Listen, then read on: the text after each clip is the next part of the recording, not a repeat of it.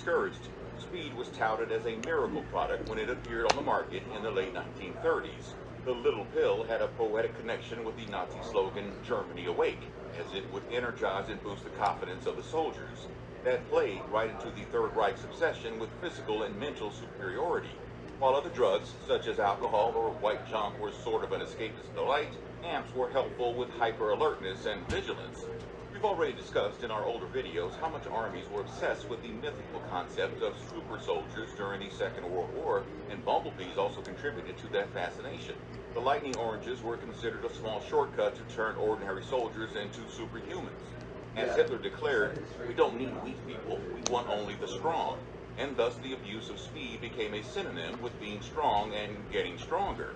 However, the blame for introducing speed to Germany goes to U.S. athletes of the Berlin Olympics in 1936. The German chemist Friedrich Hochschild had been aware that Americans were using Benzedrine, an American version of Pixies, for doping during the 36 Olympics. Benzedrine was also used by U.S. forces during the Second World War, especially by the Air Force pilots to stay up in the air for longer hours. Discovering American speed led Friedrich Hochschild to research into the drug, and he managed to synthesize a close cousin of amps. This drug later would become the center plot of a great TV show in the early 21st century, where a cancer-ridden teacher would join hands with a good-for-nothing student to become the underworld king. At that time, Friedrich Hochschild was working for Temmler-Werke, a Berlin-based pharmaceutical company. Temmler-Werke came up with a brand name for this fascinating chemical in the winter of 1937 and called it Pervitin.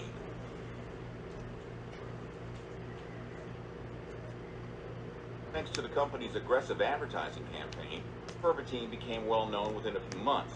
The tablets were wildly popular and could be purchased without a prescription in pharmacies. One could even buy chocolate spiked with speed.